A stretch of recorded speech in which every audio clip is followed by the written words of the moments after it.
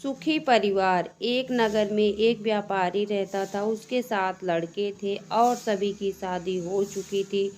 व्यापारी कपड़े का व्यापार करता था और उसके लड़के भी उसके साथ दुकान पर बैठते थे।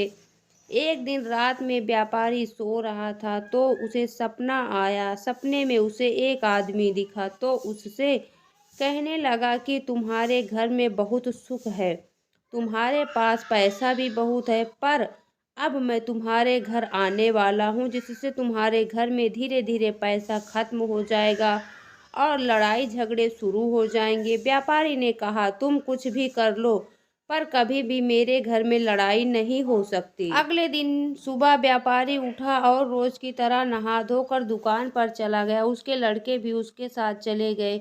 उस दिन उसकी पत्नी और बेटों की पत्नियों ने खाना बनाया। खाने में उन्होंने दाल बनाई। सबसे पहले तो बड़ी बहू ने नमक डाल दिया और धीरे धीरे करके सभी ने नमक डाल दिया कि पता नहीं किसी ने डाला है या नहीं। इस तरह दाल में कम से कम आधे से ज़्यादा नमक हो गया।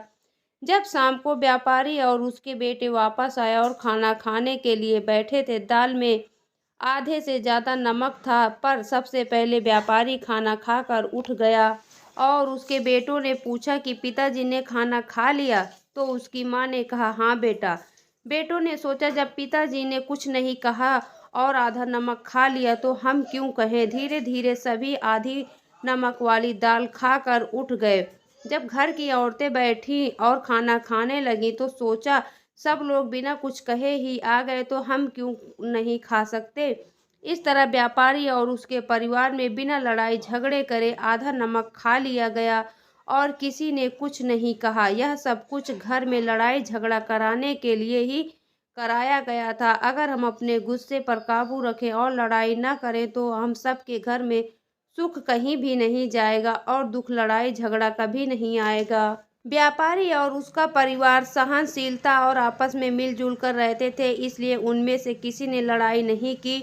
उसी रात को फिर व्यापारी को सपना आया और सपने में वही आदमी दिखाई दिया। उसने कहा, मैं तो थक गया, तुम्हारे घर में लड़ाई करवाने के लिए सब कुछ किया पर तुम्हारे घर के लोग तो किसी से लड़ते ही नहीं, इसलिए तुम्हारे घर में सुख शांति हमेशा बनी रहेगी। दोस्तों, आपको यह छोटी सी कहानी कैसी लगी कमेंट बॉक्स में ज़रूर बताएं। वीडियो देखने के लिए बहुत बहुत धन्यवाद।